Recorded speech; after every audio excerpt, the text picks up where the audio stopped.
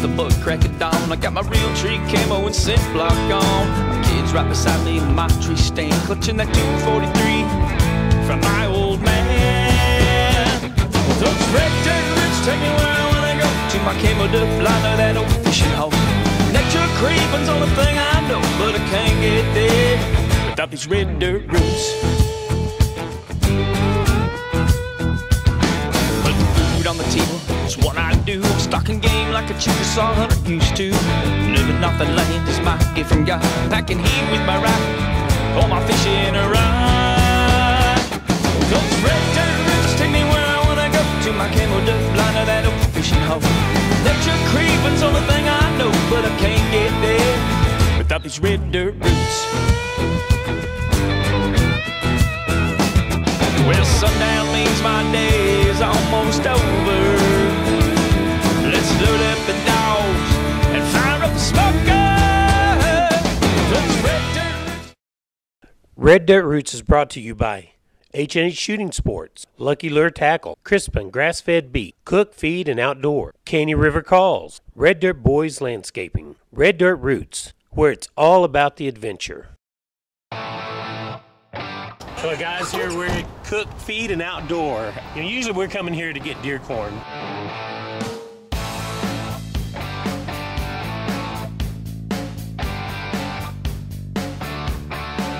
But when your wife has a horse, you end up getting horse feed, and that's what I got to do today. Horse feed and bedding here at Cook, Feed, and Outdoor.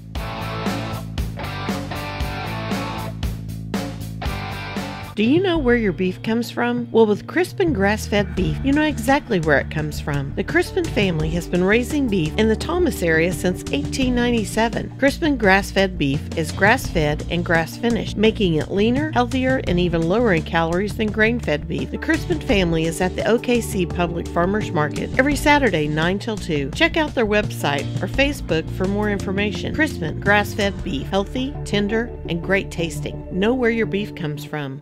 Alrighty, this week we're going to be in New Mexico hunting mountain lion. I was hunting with a good friend of mine, Hap Blackston. That was probably the, I think, third or fourth hunt I went on with Hap. He was a really good guy. He outfitted for years out of the Cimarron area. He unfortunately passed away last spring, which really stinks. We had a good time. But this hunt, actually, we're going to go down on the other side of Albuquerque, New Mexico. Laguna Indian Ranch. It was right on the edge of it. We had originally hunted up in Cimarron, but we got snowed. It was waist deep snow. We were chasing cats and didn't have any luck. And Hap had called me on New Year's Eve at about 7 in the morning and said he was on the last day of an elk hunt and they had caught track of a huge lion. They said he was a good couple 100 pounds. And so unfortunately, I mentioned to my wife that I was going to pack up and leave for New Year's Eve and be on my way to New Mexico. Well, I'm Hap Blackston.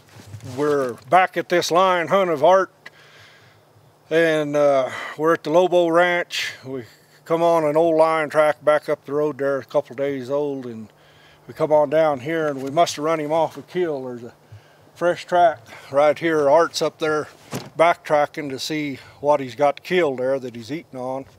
We turned the dogs out. They probably got him treed over that hill right there somewhere. And as soon as we get Art back, we're going to go on down through there and take a look.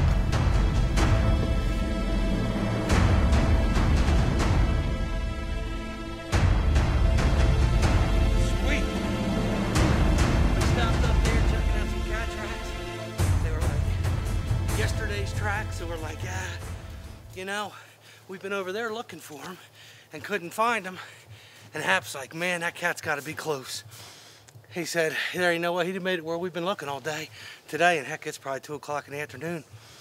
So we come down here a little bit, and that cat had run dead right in front of us. I just walked back up and didn't get up there 100 yards. There's a cow elk up there dead. He was feeding right where we stopped. We weren't 60 yards from him, and he was sitting there feeding. In the daytime. Yep. Now we got to go because them dogs are already on him, and they should trim pretty quick. So let's get going, man. So we went around all day long looking to cut this track of this cat, and we couldn't find him anywhere. I mean, we went to every place we could, and there was this one deep canyon, and it was about 3 o'clock in the afternoon. We'd almost give up hope, and we decided to hop on quads, and we could only each take a dog. So we had a couple dogs and a cameraman, and we got on quads in some deep snow. And we went down this one deep canyon, and we're driving down the road, and as you see in the show, we'd cut tracks. Elk, half a dozen elk went through, and there was a big cat track in it. He's like, that's our cat. And it was too late. He said that was yesterday's track. It's 3 o'clock in the afternoon. So we sat there on this road, and we talked for about 10 minutes. We start our quads up, and we drive up about 50 feet to do a U-turn, and there was a lion. Actually, he jumps out, runs across the road in front of us, and bails off into this canyon. So we jump off and bail off into the canyon, and it was steep down. You know, I was all the way down the bottom, beat the cameraman, beat Hap, but it was really, really neat. We'd actually run past the cat. I did. I thought he was further down the bottom and kept going. I was on different tracks. Ah, ah, ah. Here he is, Tuffy. Here he is.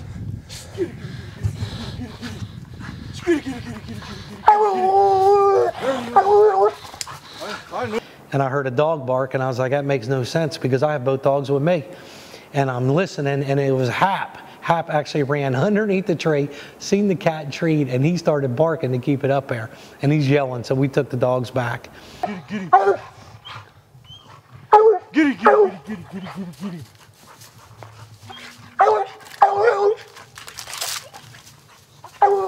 Here, Baldy, Baldy. Here he is. Baldy. Giddy, giddy, giddy. Nice one. Giddy, giddy, giddy, giddy, giddy, giddy, giddy, giddy, giddy, giddy. Giddy, giddy, giddy, giddy, giddy, giddy, giddy, giddy, giddy. Giddy, giddy, giddy, giddy, giddy, giddy, giddy, giddy. Giddy, giddy, giddy, giddy, giddy, giddy. Ha, Blondie! Ha, Puffy! Ha, ha, ha! Ha, ha, ha! Blondie, there he is. Giddy, giddy, giddy.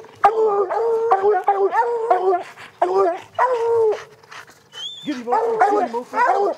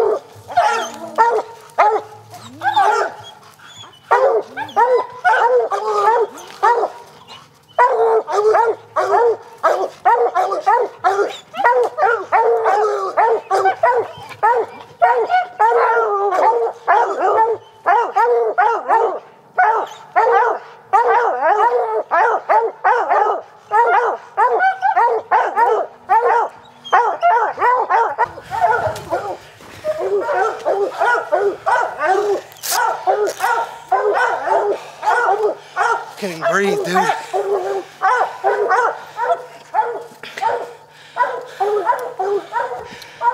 Oh, I'm dead. I just went an extra 400 yards down that canyon.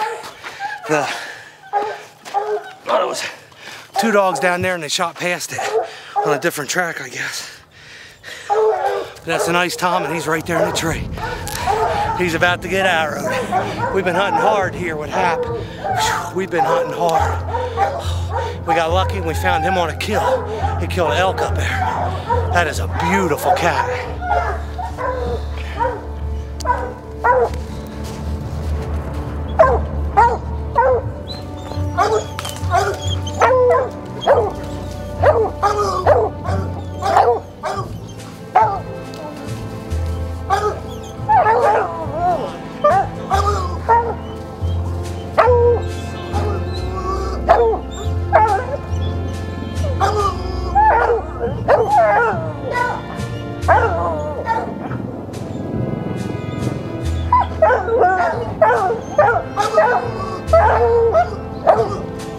I'm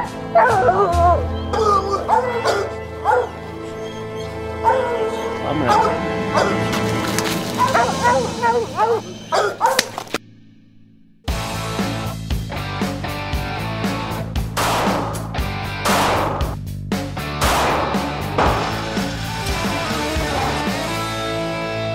So we're here at the H&H Summer Expo.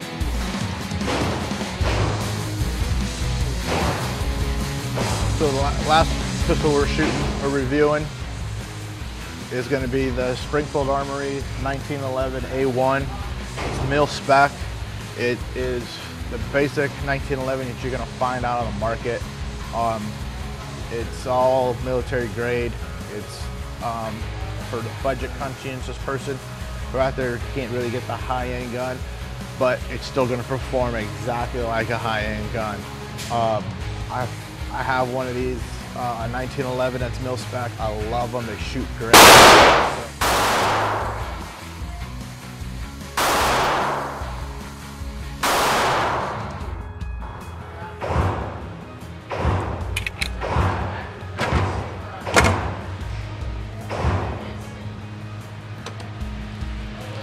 This thing is awesome. It shoots right where you point it. Point it, pull the trigger, that's where the bullet goes. It is awesome.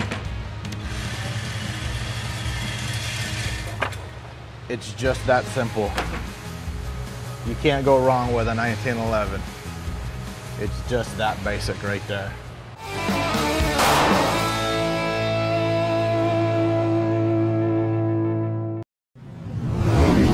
Okay, in the hot summertime, especially in lakes with a lot of vegetation or lily pads, frogs are a great little bait to fish.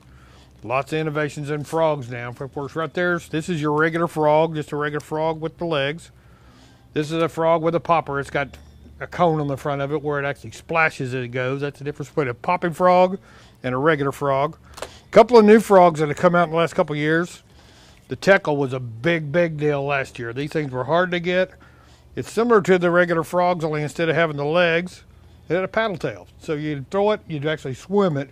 Kind of swam similar to a whopper plopper. It caused a little paddling action behind it. Put a little splash behind the frog.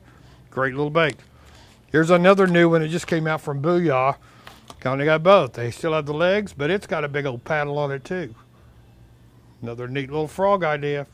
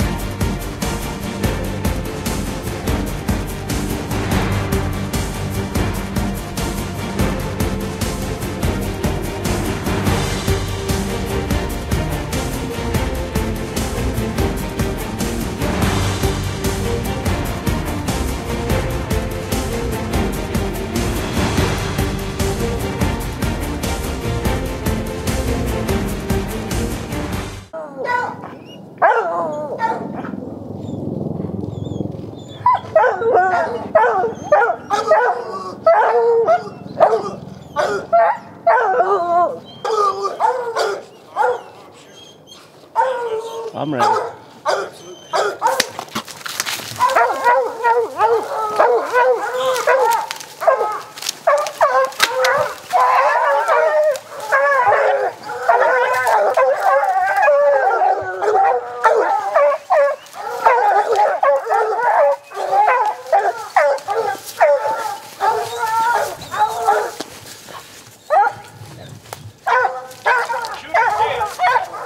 double lumped him. He should be dead already. I just don't say it.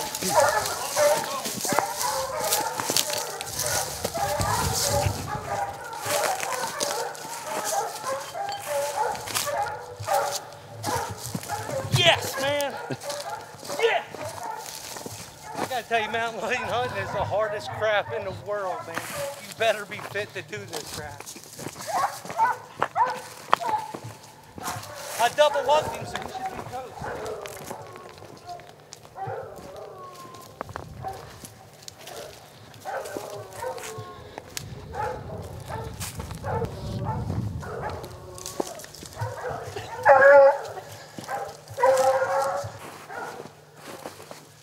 Dogs are okay, mountain lion's dead, man. He's done. Yes!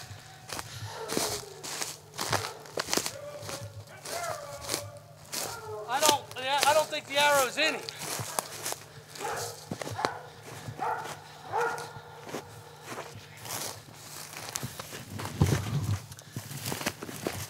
Well, he ate it hard here. Oof. Oof.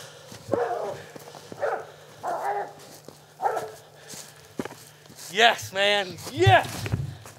Woo. I'm glad that's over. There's only one small problem where that's where we gotta go, right there. Look at how we gotta get out of here, man. Holy.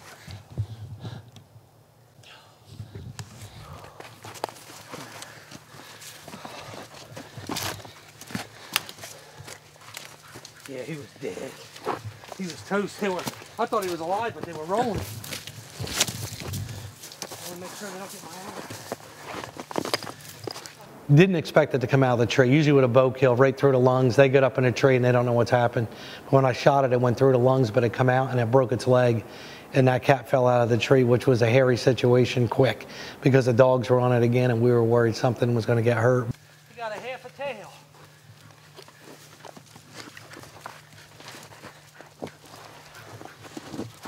All right, guys.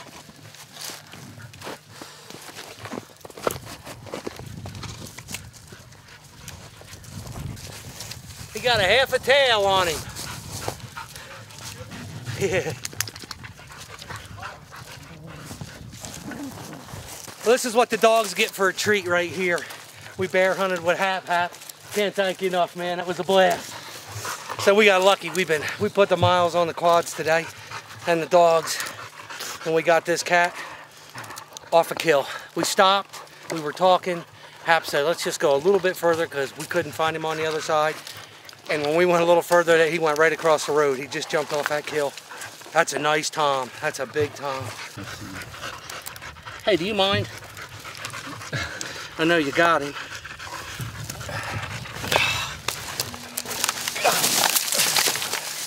Ready? Yep, 1, 2, 3.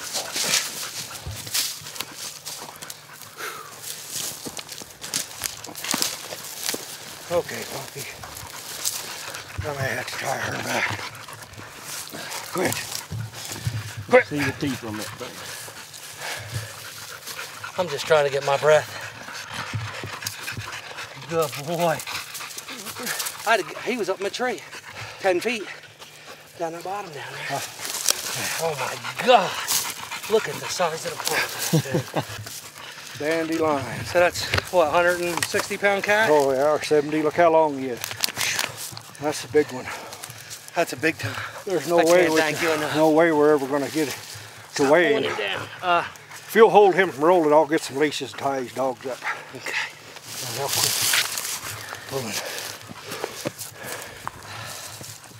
Oh my God. That was just intense. You can't. If we get out of here in time, I'd like to get back to that cow elk and show you guys what he killed. That elk is big. Ah, stop now. Enough. Yeah. Yeah. You guys had your pull. Don't give me no way, eh? Stop it. I just can't get over the size of that thing. Whew. Look at the size of that head on that cat. Oh my God. That cat is huge. Come here. That was fast. Cameraman beat me to the cat since I was 400 yards, 500 yards down further. So, you guys should have some really good footage before we got in there. But when I got in there, he had tied the dogs up. And as you could tell, that cat wasn't very high off the ground. That cat wasn't 12 foot off the ground, was he, Hap? He didn't care about anything. Just sat there looking at the dogs. There's some fat. Oh, look at the mouth on that cat. Oh my God. I am pumped. That has just been a dream for so long to hunt a mountain lion, and I know so many people have done it, and these guys get 2-3 weeks into it. So we decided Hap will work with you and just hunt snow. So we came up towards Philmont Boy Scout Camp, and we hunted that for about 2.5 days, and there was a kill. We could never find a really good lion there. There was a lot of tracks. And then they closed the season up there because they met their quota in females. And then Hap called me because they got some good snow in this area. And we're down at the same place I actually elk hunted with Hap, the Lobo Ranch. And we've seen some nice elk today too, by the way. But that cat's nice. God, would be nice to get into the scales. I said the cameraman should haul him, right? I'll film from here on out. Yeah, I think so too. I think we get the cameraman up there and let him do it. Look at the head. Oh, man. Cameraman probably pay me $500 to skin him, so all he has to carry is the hide. Huh? Yeah. Well, I'll sharpen my knife. I'll take that $500 for skinning him. There you go. Wrong. You're going to carry him out, huh? No. Huh? I'll bet in about 50 yards he'll be getting in his pocket. Yeah, I guarantee you. Please get him out of here for me, Hap. So, when you walk back up, Hap, that cat was just sitting there in that tree? Yeah, I knew he was treed right there, but them dogs had overrun him. I seen other sets of tracks. Doesn't have the experience, and she's faster than the other ones. She got ahead and she run past him when he got in the tree. The other dogs was following her. It's better if a pup isn't in the lead, because I've had that happen before. They'll tree and run past them. That's why I knew to walk back up their tracks there and look for him. Yeah, I was worried because when I came down, there's 3 or 4 sets of tracks in there, and last time that happened to us, you know, they got that scent all over the place that makes it rough on the dogs. God, that is just a beautiful lion. God, look at the teeth on that thing. They just pull a... Look at the length on him. Look how big he is. I mean, oh, that thing is huge. That's a big one. That lion might weigh 175 pounds. I mean, I hadn't seen one that long forever. He's been in a fight with something, bit his tail off some. That's unfortunate. I see his kid though. Yeah.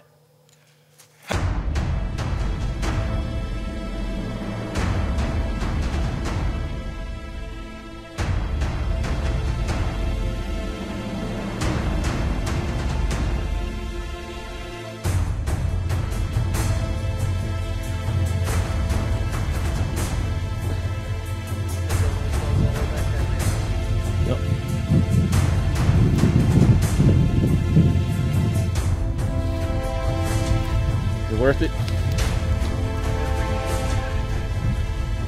It will be.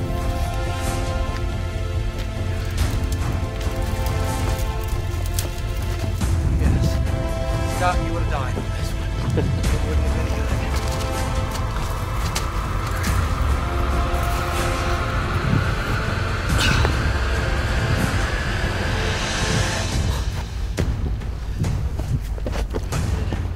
Boy, I slid. Bad, huh?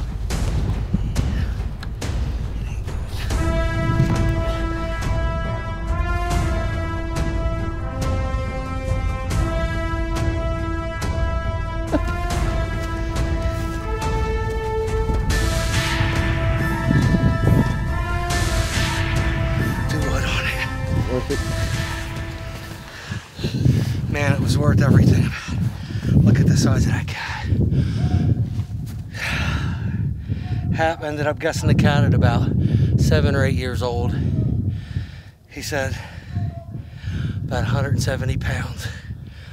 All I know is I lifted it, Hap helped me, and I bear hugged it, and I took everything I could to hold it, and I still didn't have it off the ground. It's Pope and Young head. It's huge. All I can tell you, cat hunting's fun, but it ain't no cakewalk. If you're gonna kill a cat, when you look at the terrain, you pick the worst one, and that's exactly where that cat's going. we got lucky. I don't know if we're going to have time to go back and film the cow elk so you guys can see the kill he was actually on that we kicked him off of, but if we don't, but I mean, that's just beautiful. Look at the teeth. It was a fully mature cow elk he killed with no problem. The last kill he found was a 6x6 bull pulled down by him. This has been a cat that he's been watching for, he said, about 6 weeks since he's been out here elk hunting, and he's been dying to get on him and the cat off of. We were parked over there not 60 yards talking because we couldn't find it, and Hap's like, doesn't make any sense. He said, let's just go a little ways down the road, and we did, and that cat ran right in front of us. I backtracked it when they let the dogs go, and this is what it killed. Look at that. Big cow elk. And it's a fresh kill. They didn't, no meat off of it, got into the guts on it. And look, you can see how it buried it up. It's got it all buried up here. Hap said that cat would have stayed on this elk for about a week anyway. That's a big elk. And you've seen that's an awful big cat. That is a very, very nice cat. Alrighty, and with Hap, did some good bear hunting with him first. Killed a beautiful bear the very first time we went out, a nice chocolate face bear. And then a year later, ended up going on an elk hunt with him and shooting a beautiful elk, the same place where we actually harvested that mountain lion, which was huge.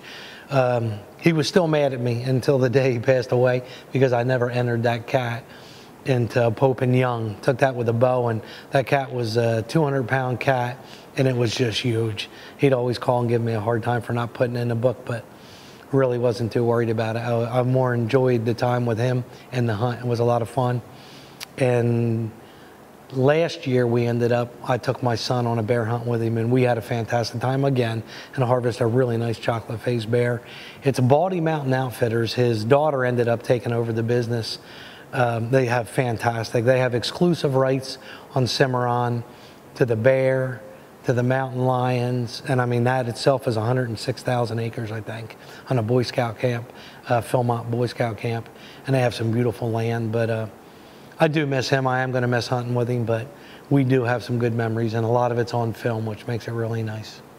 We'd like to thank our sponsors: H&H Shooting Sports, Cook, Feed, and Outdoor, Lucky Lure Tackle, Crispin Grass-Fed Beef, and our equipment supplier, Hero Outdoor Products. I can be.